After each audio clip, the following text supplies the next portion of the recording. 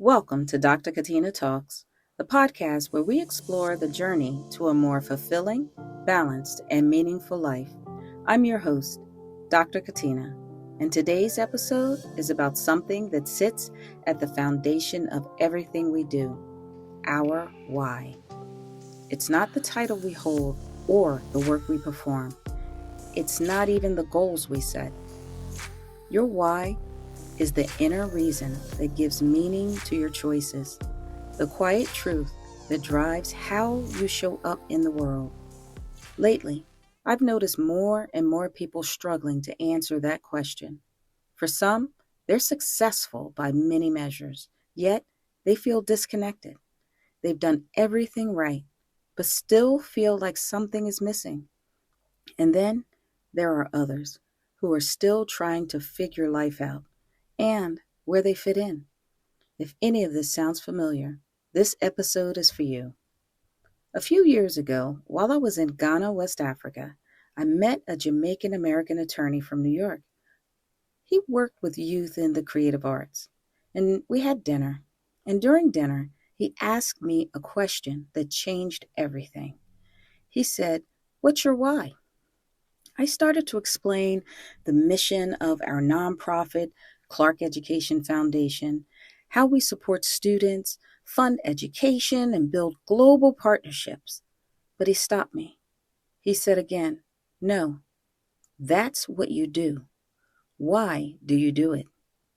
That question stayed with me long after the conversation ended.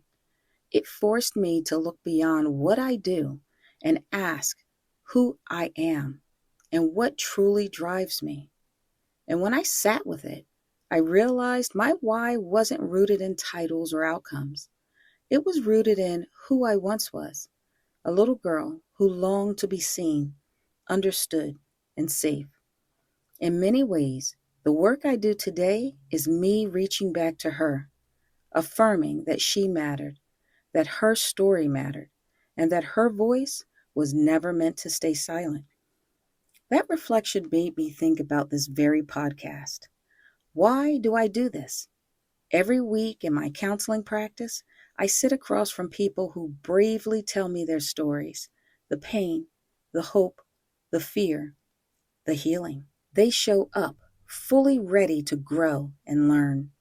And it reminds me that there are so many others who wish they could do the same, but they can't. Some can't afford counseling. Some don't understand it. Some are afraid of what they might uncover. So I do this podcast for them and for anyone who needs a safe space to think, reflect, and heal in their own time.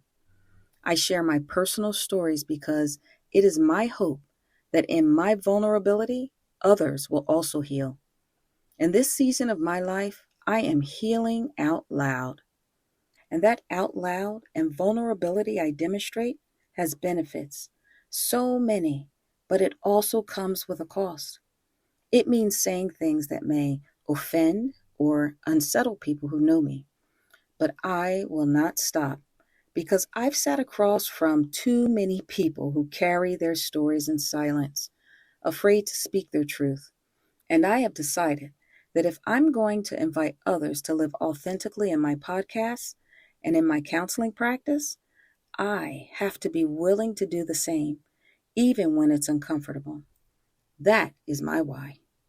To normalize what it means to be human, to bring truth and compassion into the spaces where people feel unseen or misunderstood, and to do it with my own vulnerability.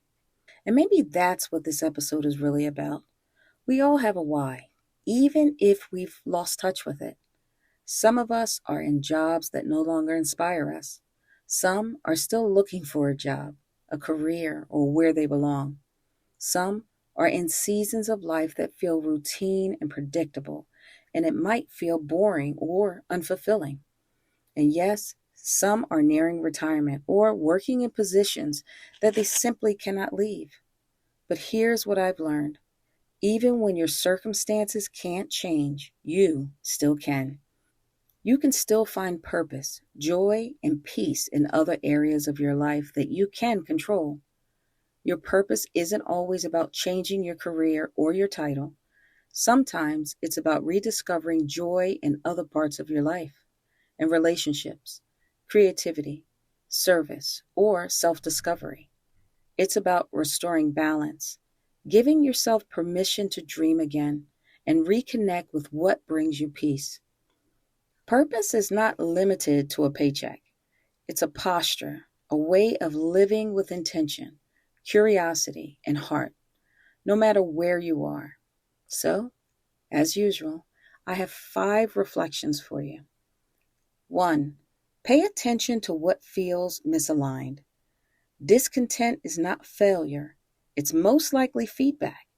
It's your internal compass letting you know that something needs to shift. Sometimes that shift is external, changing jobs, environments, or relationships. Other times it's internal, changing your mindset, your boundaries, or your expectations. Don't dismiss discomfort. Listen to it. It's a signal guiding you toward alignment. 2. Revisit the child you once were. Before the responsibilities, before the adulting, there was a version of you that was naturally curious, joyful, and unfiltered. That child held the earliest clues to who you truly are. Think back to what made you light up. Was it creating, helping, exploring, organizing, teaching?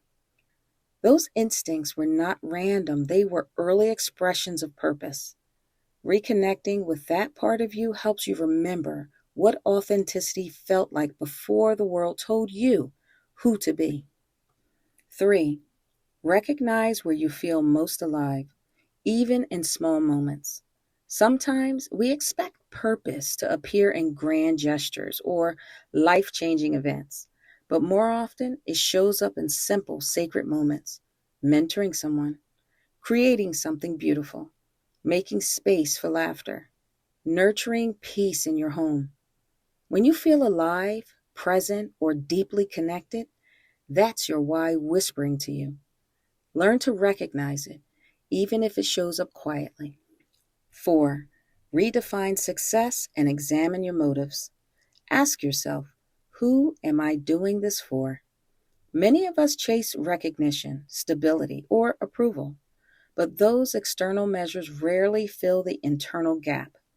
True success is when your daily actions reflect your values. And if your work or lifestyle can't change right now, that's okay. You can still redefine success by choosing to live with integrity, compassion, and gratitude in the spaces you occupy. Purpose expands wherever authenticity is allowed to breathe. 5. Allow your why to evolve with you. You are not meant to stay the same. As you grow, heal, and experience life, your why will shift. What once motivated you may no longer sustain you. And that doesn't mean you're lost. It just might indicate that you're evolving. Let your why grow with you.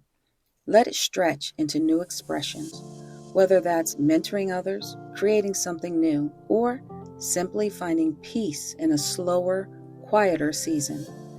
Purpose matures as you do, and honoring that evolution is part of the journey. So this week, I invite you to take a quiet moment and ask yourself, why do I do what I do? Don't rush the answer. Let it come through honesty, through emotion, through stillness. Your why may not lead you to a brand new life, but it can help you rediscover meaning in the life you already have. And that's the power of awareness. It turns routine into purpose, and it transforms obligation into opportunity. When you realign with your why, even the ordinary parts of life begin to feel sacred again. Thank you for joining me on Dr. Katina Talks. If this episode spoke to you, share it with someone who might need a gentle reminder that purpose is not lost. It's just waiting to be remembered. Healing out loud may not be easy, but it's worth it. Because every time you tell the truth about who you are, you give others permission to do the same. Until next time, Keep reflecting, keep growing, and keep living your why. If you would like to go a little deeper, download the free companion journals at drkatinatalks.com. Bye for now.